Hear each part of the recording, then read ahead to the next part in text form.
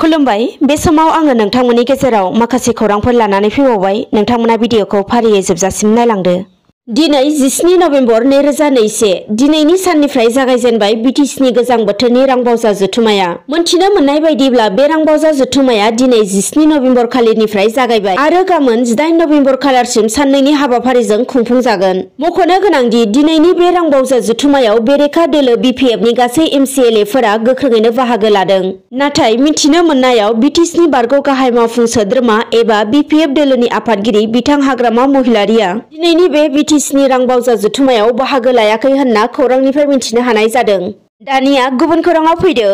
थांनाय 3 नभेम्बर खालि मणिपुराव उदखारिफोरनि गाग्लोबनायजों मुंख्लं जानाय आसाम राइफलनि बिर जवान सुमन स्वर्गियारिनि दुखुथिया नखराव दिनै आसामनि गिबि मन्थ्रि डक्टर हिमन्त बिश्व शर्मा बिथाङा दावबायफैना खौरां लाफैनायजों लोगोसे आसाम सरकारनिफ्राय 50 लाख रांनि अनसुंथाइखौ मुंख्लं बिर जोहोलाव सुमन स्वर्गियारिनि अनसुलि बिसिनो गथायना होयो। मख'नो गोनांदि आसामनि गिबि मन्थ्रि डक्टर हिमन्त बिश्व शर्मा बिथाङा खौरांगिरिनि गेजेरजों बुंथिनाय बायदिब्ला टेकेराकुसि काहिबारि गामिनि लामाखौ मुंख्लं सुमन स्वर्गियारि मुङाव आरो बिथाङा फरायबोनाय हिरिम्बा बर' गोजौ फरायसालियाव गामियारि स्टेडियाम लुफुंनानै होनायनि खोथा होनानै फैयो। रायखांनो नांगोनदि मुंख्लं बिर जोहोलाव सुमन स्वर्गियारिया बाक्सा जिल्ला थाइखारकुसि गामिनि थागिबिमोन। बिथाङा थांनाय 2011 मायथाइयावसो आसाम राइफलाव हाबनानै हादरखौ सिबिबोदोंमोन। नाथाय दुखुनांथाव उदखारिफोरनि गाग्लोबनायाव बिथाङा गावनि अनसुलि बिसि फिसाखौ नागारना अरायनि थाखाय बे बुहुमनिफ्राय आनज्रायलाङो। दानिया गुबुन मोनसे खौराङाव फैबावदो। BTR ओनसोलाव दासान्दि गोबां जेंनाफोरखौ लानानै दुंहाव थासारि।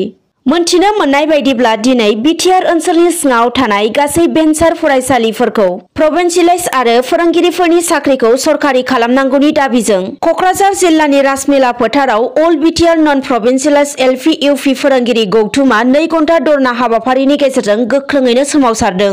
मख'नो नांगोनदि बे धरना होनाय हाबाफारिनि गेजेरजों BTR गोरोबथानि 6.3 दफा बायदियै BTRनि सिङाव थानाय गासै 842 LP UP फरायसालिखौ थाबैनो सरकारि खालामनानै होनांगौनि थाखाय BTR आरो आसाम सरकारखौ खावलायदों। दानबान्था गैयालासे गोबाव सम खामानि मावबोनाय फोरोंगिरि गौथुमा।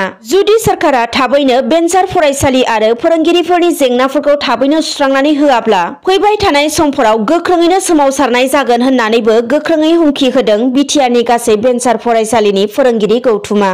गुबुन फारसेथिं दिनैनि सानावनो क'क्राझार जिल्लानि सिङाव थानाय बड'लेण्ड इउनिभारसिटिनि गासै जेंनाफोरखौ लानानै बाक्सा जिल्ला एबसुनि बानजायनायाव जिल्लानि मोनफ्रोमबो फरायसालिमानि लांगोनायाव फरायसाफोर आरो एबसुनि मावथिफोरा जुथायै प्रफेसार लाइस्राम लादु सिंनि हेंथायै 2 घन्टा धरना हाबाफारिनि गेजेरजों गोख्रोङैनो सोमावसारदों। बे धरना होनाय हाबाफारिनि गेजेरजों बड'लेण्ड इउनिभारसिटियाव सोमजिनाय गासै जेंनाफोरखौ बोस्रांनाय आरो बड'लेण्ड इउनिभारसिटियाव थाबैनो BTR ओनसोलनिफ्राय सासे रेजिस्ट्रार थिसननोबो दाबि खालामदों। बेजों लोगोसेनो फरायसाफोरनि आनजादनि रिजाल्ट, मार्कशीट, ग्रेडशीट आरो PG कर्सनि जेंनाफोरखौ थाबैनो सुस्रांनोबो खावलायदों आरो बड'लेण्ड मुलुगसोलोंसालिनि VC प्रफेसार लाइस्राम लादु सिंआ गाव हारसिङैनो गोसो बायदियै डिसिसन लाना खामानि मावग्रानि थाखाय थाबैनो बिथांखौ सोलायनानै गोदान VC थिसनफिननांगौ होननानैबो दाबि खालामो। रायखांनो नांगोनदि बे धरना होनाय हाबाफारियाव बाक्सा जिल्लानि बेन्दोंआव थानाय गरेस्वर, तामुलपुर डिग्री, बाक्सा डिग्री, मुसलपुर, बरमा, BB किसान, केसि कलेज, आनन्द बाजार डिग्री आरो सालबारि फरायसालिमानि दालाइसा एबसु, लिटारेरि गौथुम जथायै फरायसालिमानि लांगोना मोखाङाव 2 घन्टा धरना हाबाफारि लानाय जादों। दानिया गुबुन खौराङाव फैबावदो। बाक्सा जिल्ला बरमानि मरा फाग्लादिया दालाङाव लामानि गिख्रंथाव जाब्रबथाय। खौरांनिफ्राय मिथिनो हानाय बायदिब्ला मरा फाग्लादिया दैसानि सायाव थानाय 30 नं माहारियारि राजा लामानि जाब्रबथायाव सानै सुबुङा गोब्राबैनो जोखोम जादों। मोनथिनो हानाय बायदिब्ला गुवाहाटी फारसे थांबाय थानाय गंसे LPG टेंकारा गुबुन फारसेनिफ्राय साइकेलजों फैबाय थानाय सासे सुबुंजों सौग्रावहैदों, जायनि जाउनाव साइकेलजों फैबाय थानाय सासे सुबुङा गोब्राबैनो जोखोम जादों आरो गुबुन फारसेथिं टेंकार सालायगिरिया सौग्रावखांनायनि उनाव गारिनिफ्राय बारग'लांनायाव जोखोम जायो। उनाव जोखोम जानाय सानैबो सुबुंखौ देहा फाहामसालियाव फाहामथायनि थाखाय थिसननाय जायो होननानै मिथिनो हानाय जादों। दिनै बेलासिनि खौरांफोरा बेखिनियानोमोन। गोजोन्थों।